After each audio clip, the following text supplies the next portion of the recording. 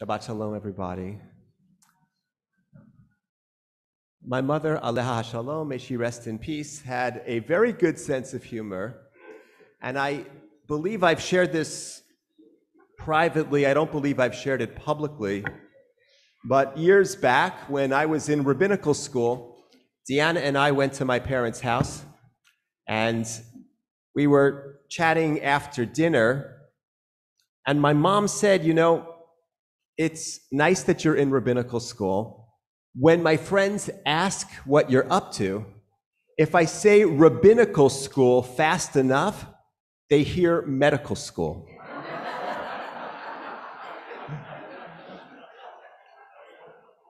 Now, the truth is, my mom was proud that I became a rabbi, and she told me so, and she told her friends so. But I wondered at the time, where was that joke exactly coming from? We often joke about things that have some elements of truth. My oldest sister is a doctor, a pediatrician. My middle sister is a psychologist. Maybe on some level, my mom imagined that she would have 3 doctors, my children, all of them, doctors. What I want to talk about this morning is the sense that we all live with the expectations that our parents have of us, with the expectations that other people have of us. And no matter how old we get, we still live with those expectations. We still, to some degree, may try to define ourselves in relation to the expectations that parents, loved ones, other people who are close to us, and perhaps those who are not so close to us have of us. I want to spend a few moments unpacking the story that we read this morning. On the surface, it seems that Jacob was looking to get the best blessing, the best outcome from his parents that he could, his father specifically. And so, in a very crucial moment, he says to his father that he is Esau. He pretends that he is Esau, and his sole intention was to get the better blessing, to get the better outcome. But I want to suggest that there was something else going on. I think that on some level, Jacob really wanted to be Esau because he understood that his father really loved what Esau brought to the table, literally. Esau was a hunter, and Isaac loved to eat what Esau would bring to him and prepare. So here we have Jacob, who from an early age may have internalized that what his father really wanted was not for him to be Ish Tam Yoshev Ohalim, the person who was the homebody, who stayed at home and was thoughtful and reflective, but the Ish Tzayid, the hunter, the Ish Sadeh, the person who was out in the field.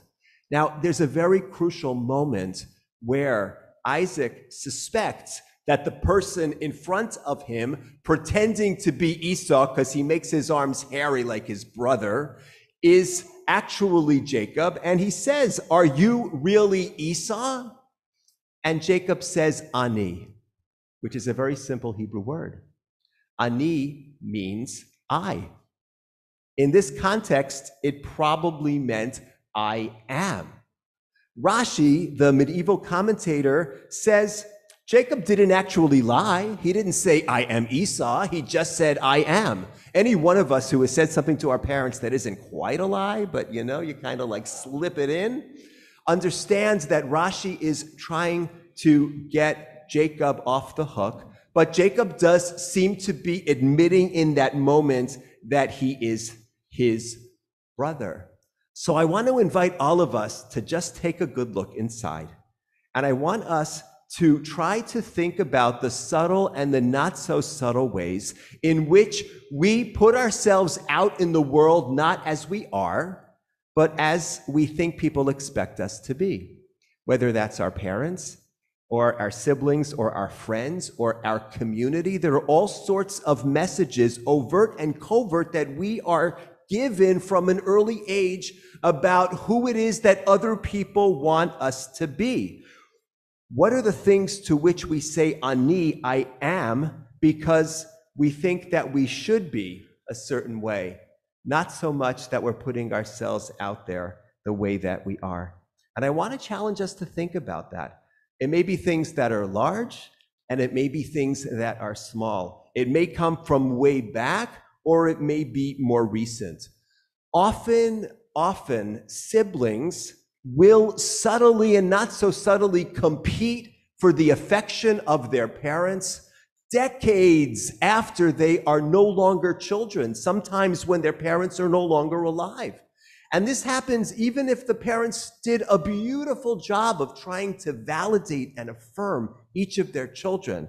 I would recommend a novel that I read by the Israeli novelist Aleph Bet Yehoshua called The Extra. It's about two adult children, and these adult children are taking care of their aging mother. And so the son is a businessman who has children. The daughter is a professional harpist who never had children, and each one thinks that the other one is fulfilling more of what the mother wanted for them. One is the business person who has children, the other is the successful artist. And they each think that mom loves the other one more because they are more true to what it is that she expects. If you're looking for good television, I would recommend the TV show Succession, which is about children who are so keenly vying for their father's attention. And it leads them to do things that are frankly harmful to each other and harmful to other people. When are we more concerned about who others want us to be than we are about who it is that we know ourselves to be? I want to just take us to one place that's related, and then I'll conclude. This doesn't just occur on the individual level. This also occurs on the national level. It occurs on the level of peoplehood. The Jewish people, for thousands of years, I would argue, have felt overshadowed by Christians in Christian lands and by Muslims in Muslim lands. And so even though we should have had the pride of this is who we are, we perhaps understandably have felt that we are overshadowed and that maybe we need to explain ourselves, or maybe we need to aspire to be a way that is not in keeping with who we actually are. That's a broader question that we need to ask ourselves. Thankfully, in the last century, especially with the rise of Medinat Yisrael, of the state of Israel, we have developed the confidence to say, Ani, I am, Anachnu, we are, and to put ourselves out as we actually are, but still, there are challenging moments. Last week, I was invited by Rabbi Noam Marins, who is the director of interreligious and intergroup relations at the American Jewish Committee, and also the spouse of our director of schools, Rabbi Amy Roth, to attend a unique ceremony. I'll just say a word about it. The American Jewish Committee was giving an award for human dignity to the leader of the Eastern Orthodox Church. Now, the leader of the Eastern Orthodox Church is in charge of 300 million people. That is 20 times roughly the number of Jews that there are in the entire world. So the American Jewish Committee invites him. He is somebody who has done interfaith work. He has reached out to the Jewish community, to other religious communities. He's also introduced programs on behalf of the environment. And I thought to myself, good for us that we are doing the inviting, that we have the confidence to reach out to someone who's presiding over a larger community and to say, we are in conversation with you. We would like to invite you. We would like to convey an award. And that also demonstrates that we have stature and that we have status. And it is important for us to be able to say, Anachnu, we are, and to do that proudly. So I'm going to conclude. So Jacob says, Ani, and it's not quite sure who he is trying to be. His son, a generation later, his son Joseph will say to his brothers after years of conflict and confusion, Ani Yosef Achihem. I am Joseph, your brother. It is an incredible moment of revelation and affirmation. And I just want to bless all of us, whether we are young and we're still living in our parents' home, whether we are older and no longer living in our parents' home, whether our parents perhaps are no longer physically among us, and our siblings, and whatever it happens to be, the blessing that I offer us is that we can put ourselves out there in the world as we are. And each of us can say ani the way that Joseph did and follow that word I with who we actually are. I believe that each of us has unique blessings to bring to the world. And others may expect, and some of them expectations can help to guide who we are. But at the end of the day, we need to wake up and we need to be who we are. We need to say ani and we need to move forward. Shabbat Shalom.